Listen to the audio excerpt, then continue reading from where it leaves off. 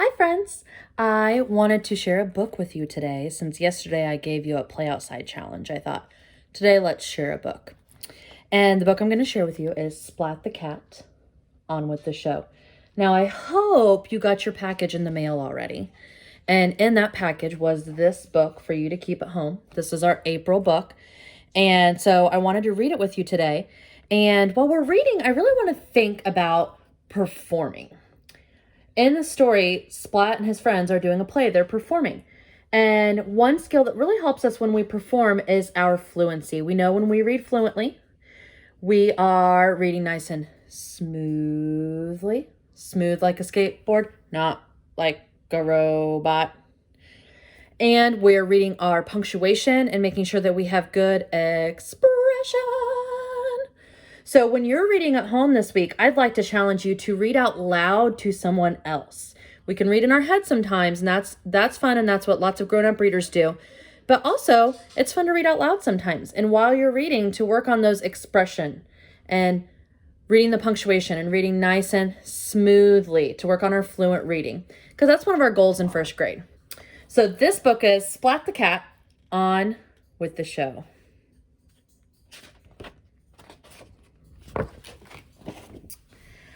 Splat and his classmates were getting ready to perform the school play, Cinderpaws.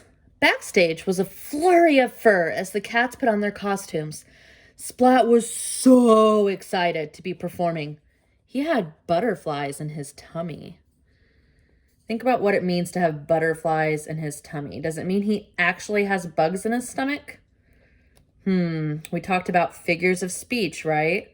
If he has butterflies in his tummies, it means he feels really, really, what? Nervous.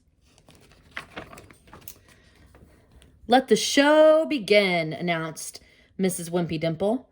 The curtain rose and the lights grew bright. Kitten, dressed as Cinderpaws, was busy sweeping the floor. Poor Cinderpaws! Her stepmother and stepsisters were very mean to her. Clean the floors, sew this dress, clean the floors again. So we can use some of our compare and contrast skills while we're reading this story, because I bet Cinderpaws reminds you of a story that you already know. Are you thinking of it? All right, let's say it on the count of three. 1, 2, 3. Cinderella, right? So you might notice while they're performing their play some things that are the same as the story of Cinderella, but probably some things that are different as well. When a royal ball was announced, Cinderpaws was left at home. She cried and cried. Suddenly, there was a puff of smoke, and her fairy godmouse appeared. It was really Seymour. The fairy godmouse magically changed Cinderpaws' rags into a beautiful dress.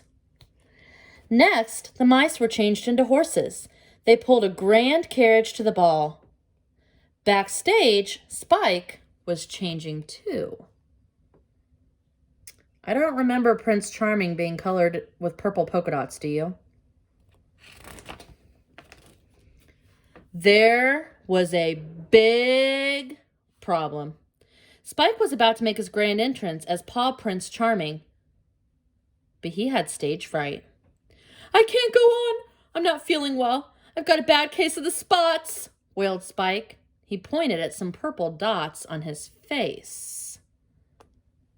When I look in this picture, I notice he's holding that purple marker or purple crown behind his back because he doesn't want his friends to see.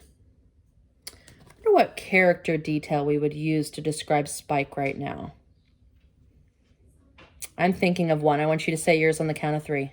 1, 2, 3. He's definitely being very sneaky.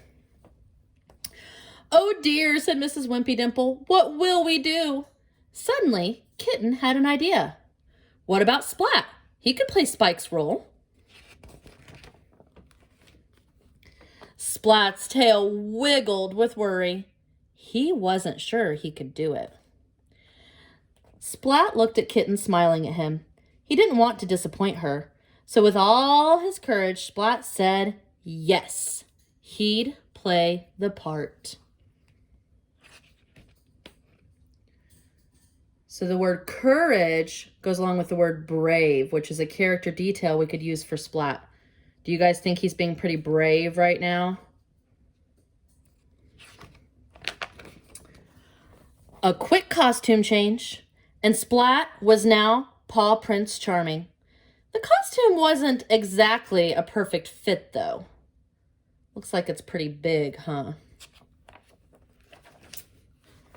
The royal ball scene began. Paw Prince Charming bowed. May I have this dance? Cinderpaws accepted, and the music began. The pair danced and danced until dong, dong, dong. The clock struck midnight, and Cinderpaws ran away.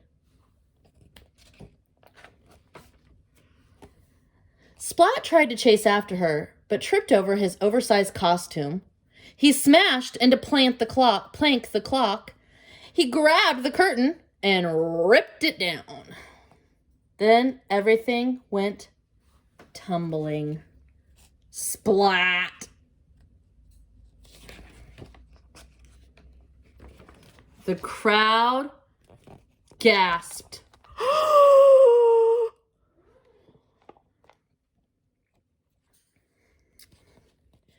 What a complete mess! Splat was really worried. Mrs. Wimpy Dimple is going to be so mad at me. The audience erupted in laughter and cheering. Bravo! They shouted. Encore! The show was a comedy hit. Mrs. Wimpy Dimple leaned in and whispered, do you think you can do that again tomorrow night, Splat?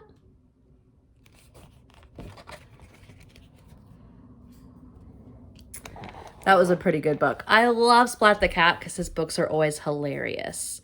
So I asked you to be thinking about our fluency while we were sharing this story because the characters were all performing.